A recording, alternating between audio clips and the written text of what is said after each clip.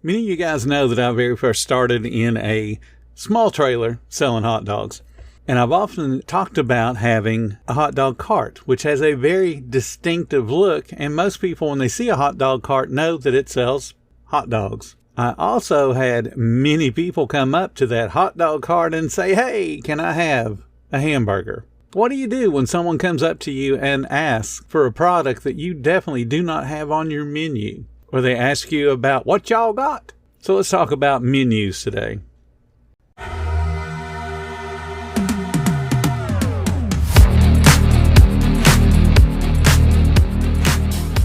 Welcome to the 10-Minute Food Truck Training Podcast. My name is Bill Moore. I am a food truck business coach, author of 5 food truck vending books, including Food Truck 101 and Food Truck 201.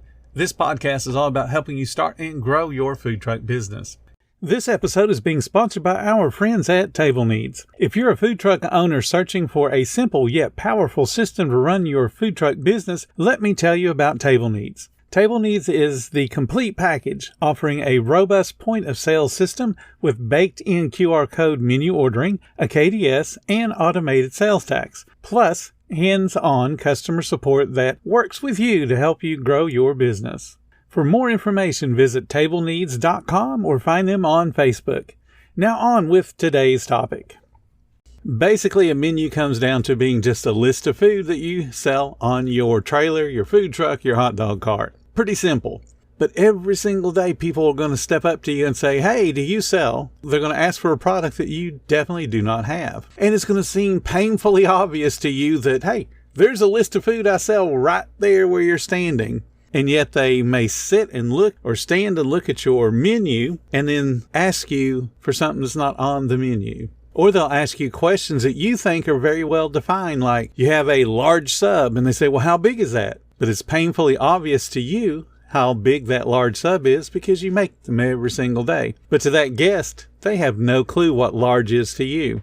So we're going to talk about some things you can do to kind of quell those questions and then how to handle some of those questions. The food truck industry bases a lot of what it does on the restaurant industry. I mean, after all, we're very, very similar. We sell food. We help people come in and buy the food. It's what a restaurant hopes. It's what we hope as a food truck owner.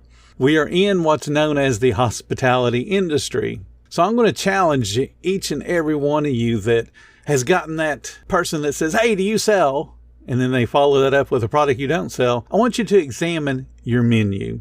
And then also examine your reaction to what you feel like is a dumb question. Many menus that I've seen, and I have seen hundreds of food truck menus, many of those menus are nothing more than a wall of words. And for a lot of people, a wall of words is distracting. It's hard to read. It doesn't make sense to them. We all had that friend in school, and you could have actually even been you, that as soon as they had a test, freaked out. They might know the information and should have been able to pass the test, but the fact that it's laid out in question form, you freaked out. Couldn't answer the questions. For a lot of people, menus are just like that. They're a wall of words. They're a piece of paper filled with words that forces them to have to connect their hunger with whatever those words are. Some people can't make that connection. People that have true OCD, and I'm not talking about the people that like to put on their Instagram and Facebook and TikToks and all those things, but I have OCD and I can't stand this mess. I'm talking about people that really have OCD, the ones that have been diagnosed with it, the ones that take medicine to help keep them calm and help keep them from being panicked and anxious whenever they see those jumbled up messes. For a lot of people like that, your menu is a jumbled up mess. You might think it's laid out in logical order, but what they see is a mess. So now they're a little tense. They're a little panicked. And how do you know that people are panicked and frustrated? They ask you this question. "Well, tell me what your favorite thing is, or what y'all got that's good. What do you recommend?" Now you're going, "Well, I would recommend this because I like it." But then there's a whole bunch of owners out there that get frustrated and upset with that question. "Well, how do I know what you like?" And then they don't answer the question, or they give them some smug remark when the guest is honestly wanting you to help them decide. Or maybe you've heard a group of people come up and one of them says, "I don't know, I'll take whatever you're having." That's telling you they find your menu too difficult to understand. And so they're just letting somebody else who has read the menu decide what they're going to eat. They've done that out of frustration. They don't like what they see on the menu, And I'm not talking about they don't like the food you're selling. They don't like how the menu's laid out. It's made them feel bad internally, so they just want to back out of the situation and let somebody else order some food. Because after all, they came there because they're hungry, and they were met with a menu that was hard to read, hard to understand, and they're frustrated.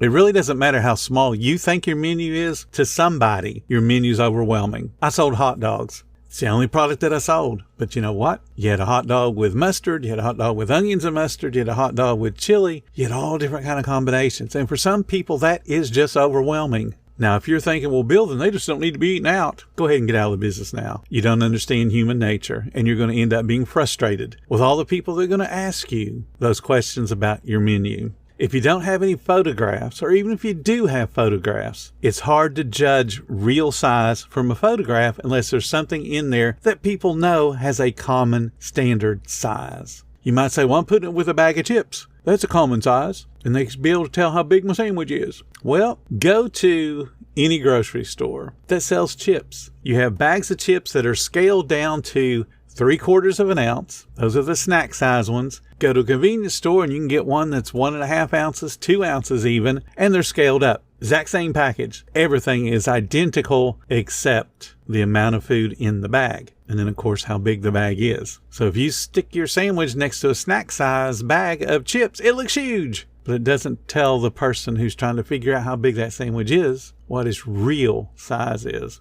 So they ask you, hey, how large is that large sub? Could be 6 inches, could be 8 inches, could be 12 inches. There's 15-inch sub rolls out there. There are 18-inch baguettes out there that people just slice and turn into subs. So just because you think your sub is a standard size doesn't mean that it's standard for anybody else. Help people with your menu descriptions. Help them understand what they're ordering. When you get those kind of questions, the guest is trying to be efficient. They know there's a line behind them. They know that they're taking too long to order. They're already frustrated on the inside because they've had to read what they feel like is a complicated menu. So they ask you, hey, just help me out here. How big is it? Do I need to order 2? Because I'm really, really hungry. Or will 1 be enough? They're begging you practically to help them to make a decision. And then you just want to stay in there and whine about it. Come on, dude, right there, it says large. You're in the hospitality industry. You're in guest service industry. Try being a servant and take care of these people rather than being the arrogant overlord. Well, stupid, can't you read? That's what a lot of owners do. Go look on the Facebook groups. You'll find somebody who's arrogant and complains about the people that are coming there trying to give them money, and they'll complain about them. They're in the wrong business. They're going to be somebody who's going to be up for sale in the next few years. I can promise you, somebody that loves this industry and loves the people that are willing to come up and say, hey, I would love to give you this $20 bill in exchange for that really good looking burger or that really good looking sub sandwich. That's what they're doing, and you're going to complain about them because they want to know how big it is. The restaurant industry has screwed up anybody that's got any kind of age, and they've done it trying to get bigger and bigger portions out there for people to buy because bigger portions have a bigger perceived value, so they can up the price. And that price being upped is not in relationship to the cost.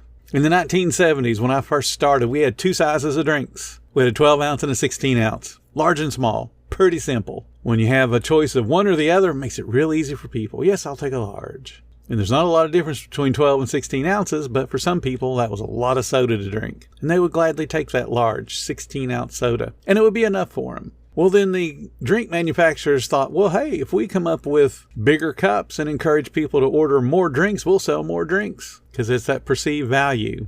Add on a few more ounces and charge way more money for it. Because after all, who wants to get a small when they can get a large? So the 20 or 22-ounce cup became the new large. And then that old large, the 16-ounce one, became the medium. So you had small, medium, large. Pretty simple. People could see them lined up side by side by side and go, okay, I'll take that one in the middle. That's got to be medium because it's in the middle. Then Wendy's said, hey, let's throw a wrench into this whole works of drink naming, and we'll introduce what we call a biggie. That was a 32-ounce drink. And then they kept the same naming convention for the small, the medium, and the large. They had a 12, a 16, and a 20, small, medium, large. But hey, if you want a biggie, you want to be something different, that's a 32-ounce. Other chains added on the 32 ounce because they didn't want to be left behind either, and they would call it extra large or king size or whatever made sense to their brand. But still, you line up the cups and you go small, medium, large, extra large. Makes sense. That's how you buy clothing. It's how you buy a lot of things. Small, medium, large, extra large. I can deal with that. Then somebody said, hey, if we can put 32 ounces, we can do 44 ounces. So they threw in a 44-ounce cup. And that's about the biggest cup that you can get that'll still fit under a standard size soda fountain. At least the ones that used to be in restaurants. Now, I know there's 64-ounce cups, but those soda fountains have to be taller. And that's not always easy to do, especially if you already have one that's only so many inches tall. You can't get a 64-ounce cup and it be wide like a dog bowl. So they come up with a 44-ounce, and then somebody in marketing goes, hey, let's rename everything. So the 12-ounce became a kid's cup, 16 became a small, 22 became the medium, 32 became large, and then you got the 44 where they said, hey, we'll call it king size if we're Burger King, or we'll call it extra large if we're McDonald's, or we'll call it something else based on our brand. So now the general public is really, really confused. Somebody's got any kind of age.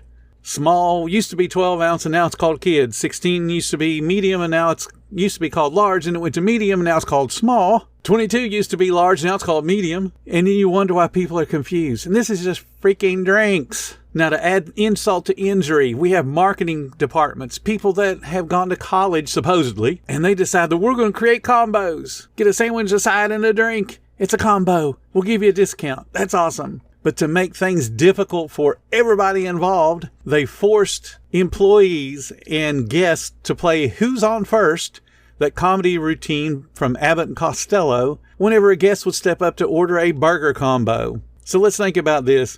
I'm a guest. I step up and say, hey, employee, I would love to have a burger combo. The employee, if they're properly trained and follow the training, will say, will that be a large combo? Congratulations, they've done their job. To which me, if I decide, nah, I'm not really hungry, I'll just take a small. That'll work. And then the employee has to say, sorry, combos don't come in small. And then I have to say, well, then give me a medium. And of course, I'm thinking, just give me the smallest size you're allowed to sell as a combo where I can get the stupid discount in the first place. I don't care what you call it. Just give me the smallest thing you sell as a combo. Now, I am super frustrated because of an idiot sitting in an office somewhere has said, hey, can't sell a combo as a small. It's got to be medium. We want to get them to put more money in the bank. I don't care what y'all call it from your home office. I want the smallest thing you're allowed to sell. Logically, that should be called small. Because if you're selling me a medium-sized something as a combo, that implies there's something smaller than it. And then you guys wonder why guests get up there and they get frustrated when they read your menu and your menu's not set up like every other food truck on the block. Hey, I want to be different. So I'm going to put my drinks in a whole different place, and I'm going to put my sandwiches up here, and I'm going to put a picture over here. It has nothing to do with the words that are beside of it. Because I'm going to be different. I'm unique. Now the guest that steps up is frustrated because you're unique.